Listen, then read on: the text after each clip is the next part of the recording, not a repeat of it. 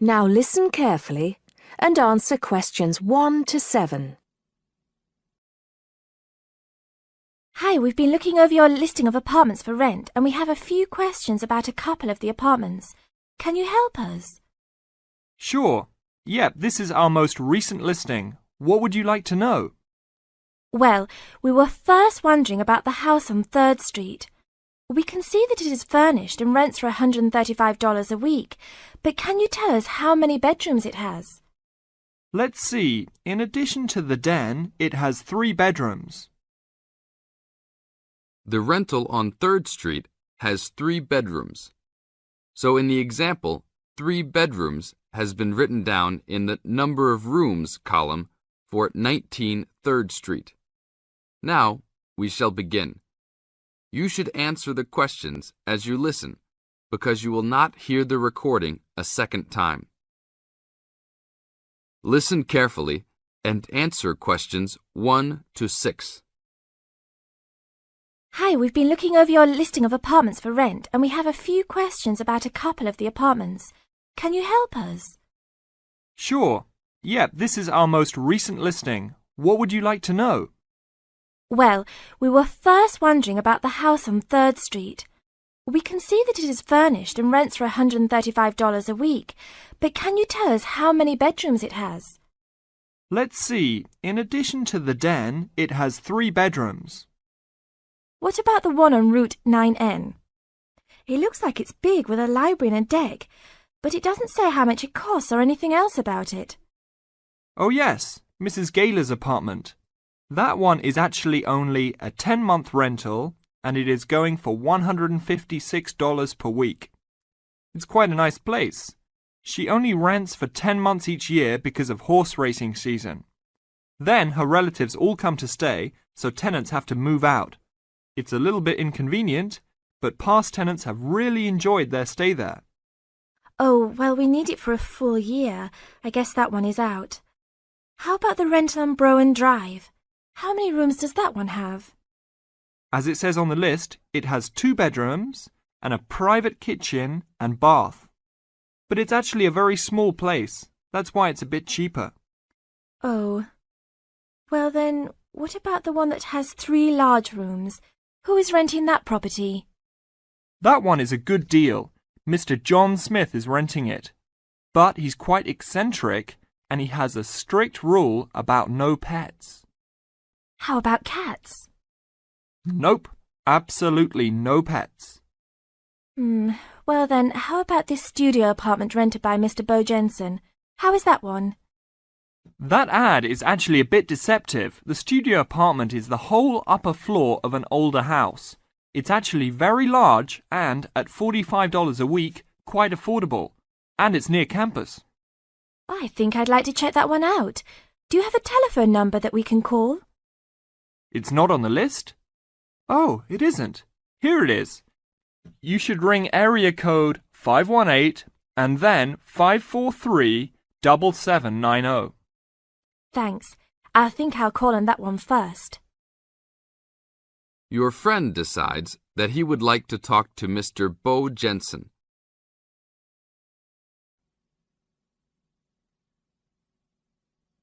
Now listen and answer questions 8 to 10.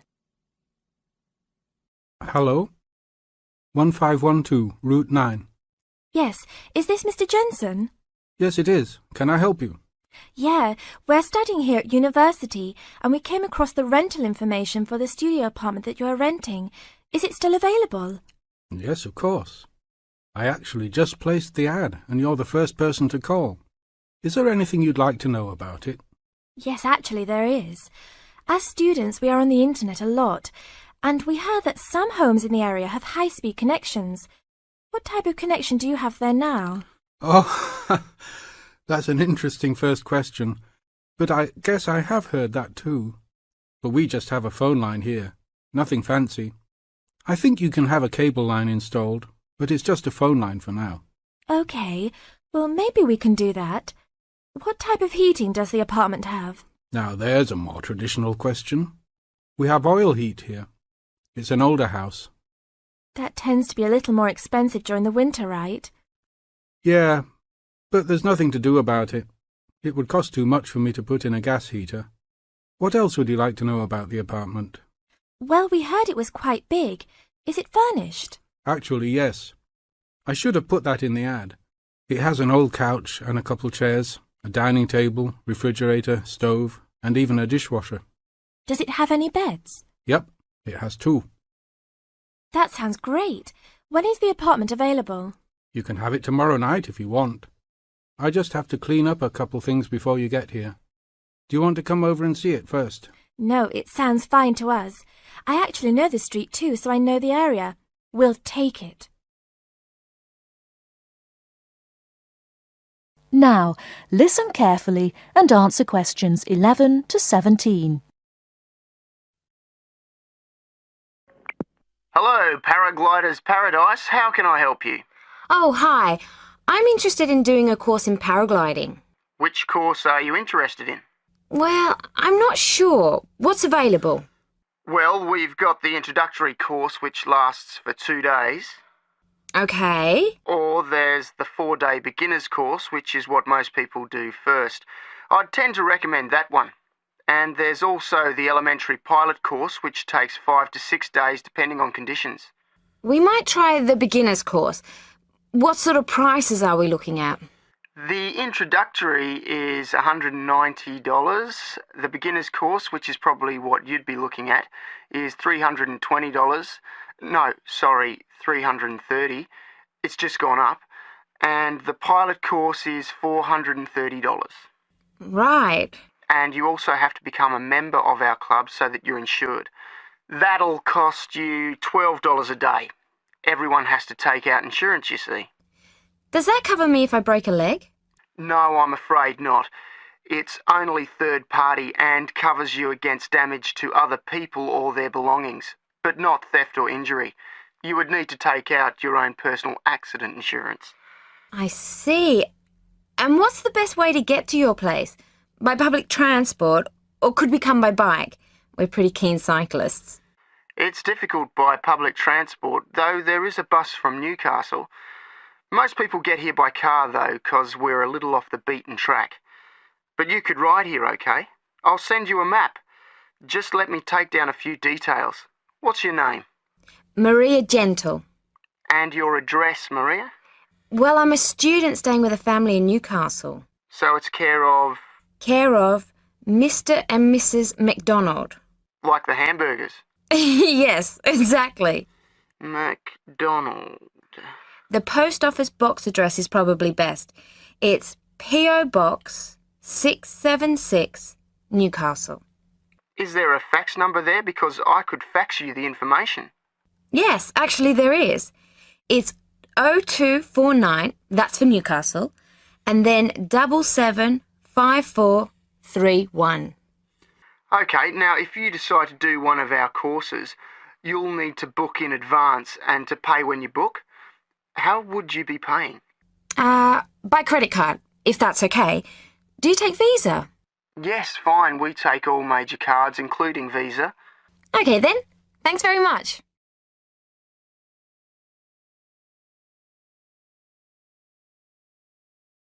Now listen and answer questions 18 to 20. Hi, Pauline. Hi, Maria. What's that you're reading? Just some information from a paragliding school. It looks really good fun. Do you fancy a go at paragliding? Sure. Do you have to buy lots of equipment and stuff? Not really. The school provides the equipment, but we'd have to take a few things along. Such as? Well, it says here, clothes, wear stout boots, so no sneakers or sandals, I suppose, and clothes suitable for an active day in the hills. Preferably a long-sleeve t-shirt. That's probably in case you land in the stinging nettles. It also says we should bring a packed lunch. We do not recommend soft drinks or flasks of coffee. Water is really the best thing to drink. We need to bring suntan lotion and something to protect your head from the sun. Okay, that sounds reasonable. And where would we stay? Well, look, they seem to operate a campsite too, because it says here that it's only $10 a day to pitch a tent. That'd be fine, wouldn't it? And that way we'd save quite a bit because even a cheap hotel would cost money. Or perhaps we could stay in a bed and breakfast nearby. It gives a couple of names here we could ring. I think I might prefer that. Hotels and youth hostels would all be miles away from the farm, and I don't fancy a caravan. No, I agree. But let's take a 10 and pray for good weather. OK, let's do it. What about next weekend? No, I can't. I'm going on a geography field trip. And then it's the weekend before the exams, and I really do need to study. OK then, let's make it the one after the exams. Fine. We'll need a break by then. Can you ring and let me know if you can find out some...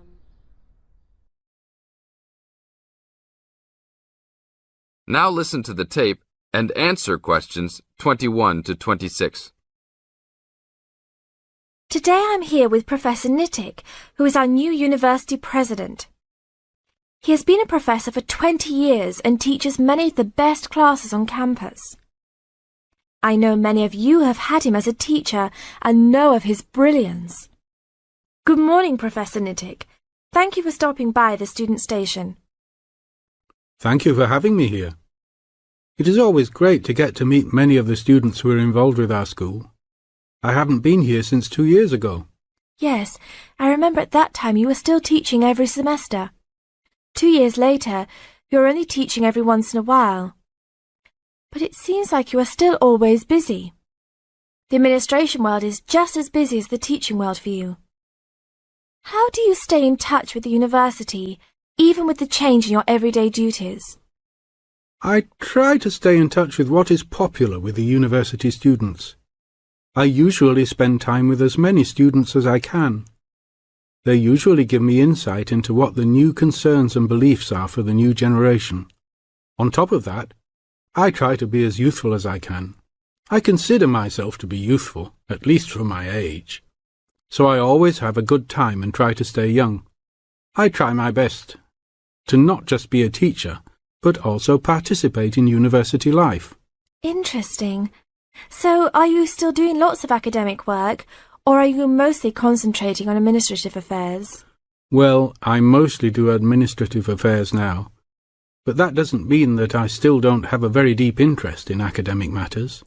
I often visit other campuses around the world and meet other professors in my field. I learn the most by travelling and seeing the different places of the world and the different fields of thought. I even did a television programme last month in Manchester. Will you be on television any time soon then? Well, you can call the television station and see if I will be on television any time soon. Maybe I will be on the news report. I don't think it is really that significant, though. Oh, really? That sounds great. I will remember to look out for you. Let's move on. With all your busy travelling recently, how do you find time for your personal life? I try to keep my university life separate from my personal life. Sometimes it's hard to find time to just take my wife and 3 kids out for a family dinner, but usually we all manage to get together every few days. I'm taking a few weeks off next month to take my family down to South America, to Brazil for a few days. I can't wait to just sit on the beach. Wow, that sounds like a wonderful trip. Professor Nittick, could you tell the audience a little about what goes on in an average day of a university administrator? An average day? Oh, I don't think there is such thing as an average day for me. The last few weeks I've been travelling all the time. I can be in Los Angeles in the morning and in New York by the afternoon and back to Los Angeles by the evening. Sometimes I will spend the whole week at a new university, showing the new administrators the ins and outs of running a university. Sometimes I can spend the whole day in the office on the phone. So there really is no average day for me. I guess that is because I do so many different tasks. Sorry to let all the viewers down, but that is the plain truth.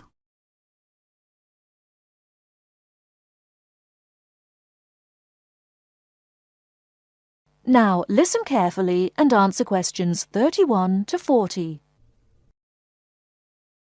My name is Paul Stange. I'm coordinator of this course. It's called Southeast Asian Traditions. I'm also the author of the study guide and the course reader, and you should have those in front of you. As well as these, you'll need 2 textbooks for the course. There's the one by Osborne and there's another by Legg. I'll talk a bit more about the reading materials in a moment. Now, if you haven't got these materials, you can buy the textbooks at the university bookshop, and you can collect the study guide and the course reader from me on your way out of the lecture.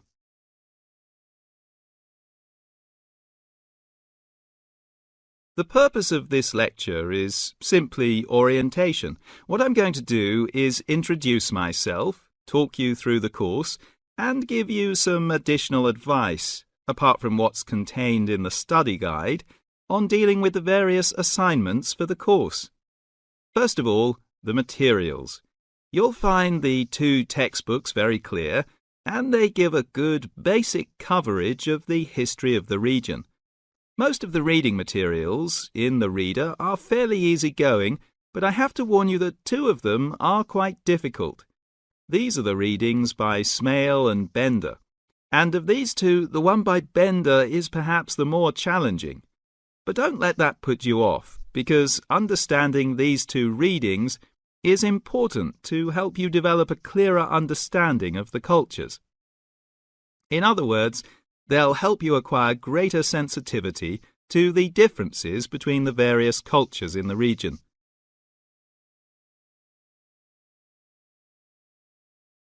Now, the course itself. The course has multiple aims. It's primarily a history course, but it's not only a history course.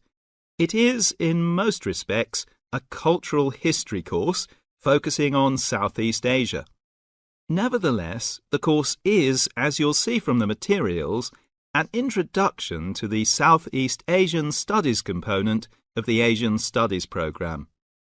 In looking at the cultural history of Southeast Asia, there are 2 major influences to be considered, the Chinese and the Indian.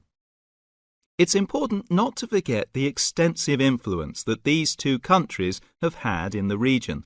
China has been trading throughout the region since at least the 6th century, so many of its cultural and social traditions have influenced the countries in the area, and religious practices from India have helped form today's culture. So we'll be looking for the links and the connections between traditional patterns and today's developments in the region. I think you can now begin to see how these past influences might form a background for the present-day social practices. And in the same way, this course will form a basis or background for 2nd and 3rd year courses, with their focus on the modern period, and in particular, the economic and political situation of the region. So, that's the outline of the course. I'd like to go on now to look at what you have to do, your assignments and so on.